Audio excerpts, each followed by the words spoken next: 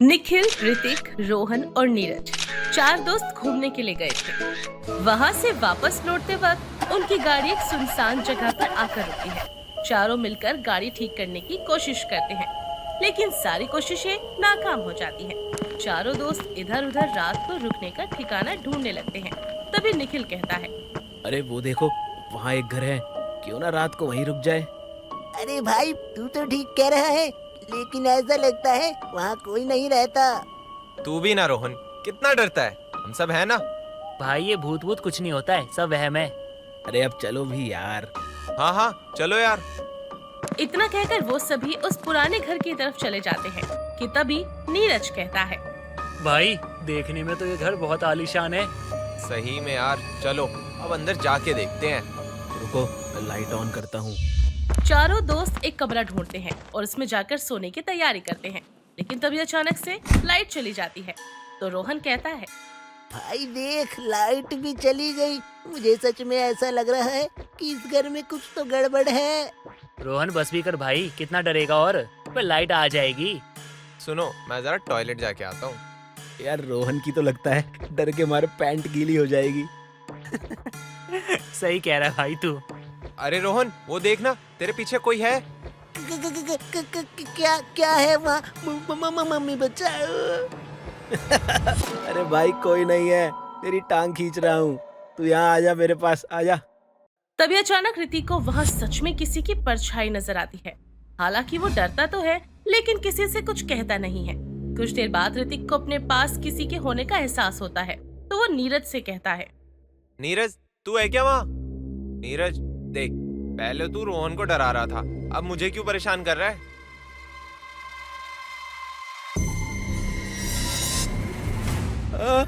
अरे अरे अरे भूत। अरे क्या हो गया भाई, ये रोहन की आत्मा तुझ में कैसे आ गई? अरे नहीं भाई, यहाँ सच में कुछ तो जरूर है। सही कहा, मुझे भी ऐसा ही लग रहा है। नीरज उठकर उन तीनों के सामने आकर कहता है, क्या यार तुम सब ये कैसे बच्चों वाली बातें करते हो यार। आज के समय में भूत प्रेत कुछ नहीं होता है। अगर होता भी है ना, तो मैंने भी चूड़ियां नहीं पहन रखी है, समझा। सामने तो आके दिखाए, ईंट से ईंट बजा दूंगा। भाई तेरे पीछे। अबे क्या मेरे पीछे? तेरे पीछे। अबे क्या है मेरे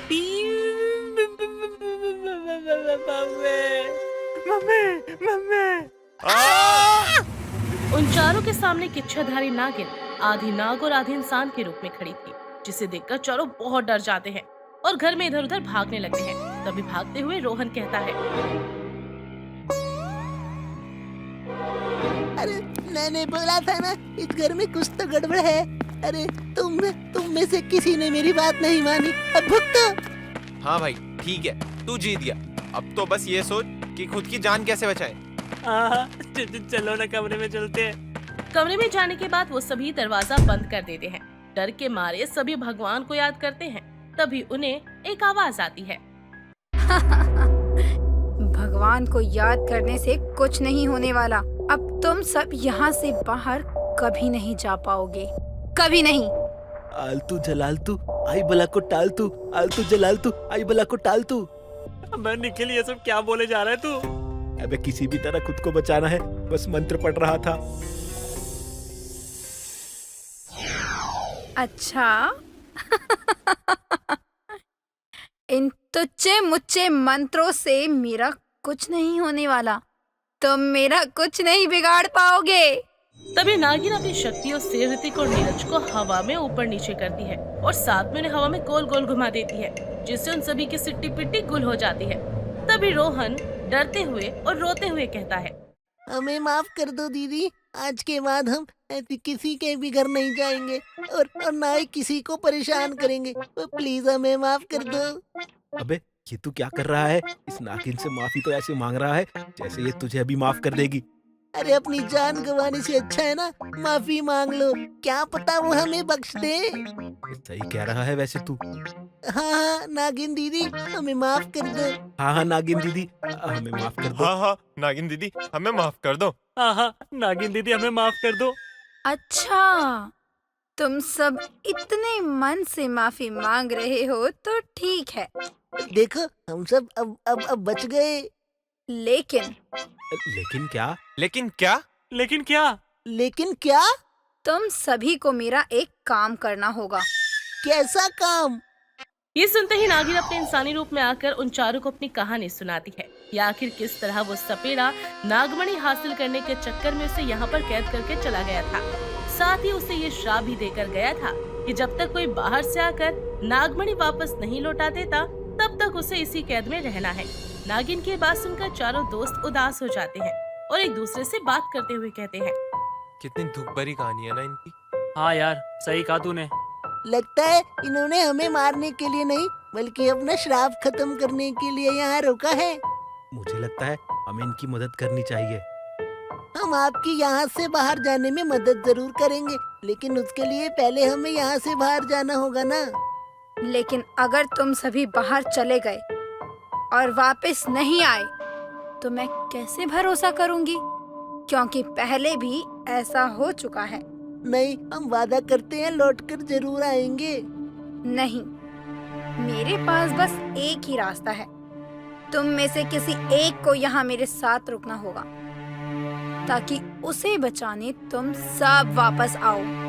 इतना कहकर नागिन उन्हें नागमणि की पुरानी तस्वीरें देती है और ऋतिक वहीं रोककर बाकी तीनों को बाहर जाने की अनुमति देता है। बाहर जाकर तीनों अपने इलाके में नागमणि को ढूंढने लगते हैं। ऐसे एक दिन तीनों रोहन के घर पर बातें ही कर रहे थे और काम वाले पास में कुछ पुरानी तस्वीरें लेकर जा रही थी कि अचानक उसका पैर मुड़ जाता है और सारी तस्वीरें नीचे गिर जाती हैं। तभी नीरज की नजर उस नागमणि की तस्वीर पर जाती है और वो बोलता है, रोहन देखिए तस्वीर, ये तो वैसी है जैसे हमारे पास है।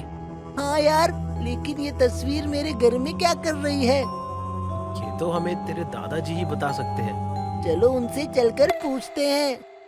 रोहन अपने दोस्तों के साथ अपने दादाजी के कमरे में जाता है और उनसे कहता है, दादाजी जरा ये तस्वीर देखिए, ये क्या है? अरे रोहन बेटा, ये तस्वीर कोई मामूली सी तस्वीर नहीं, ये नागिन की नागमणि है। एक इच्छाधारी नागिन की नागमणि। वो नागिन कुछ भी कर सकती थी, लेकिन उसने कुछ किया नहीं। लेकिन अपराध अपराध होता है।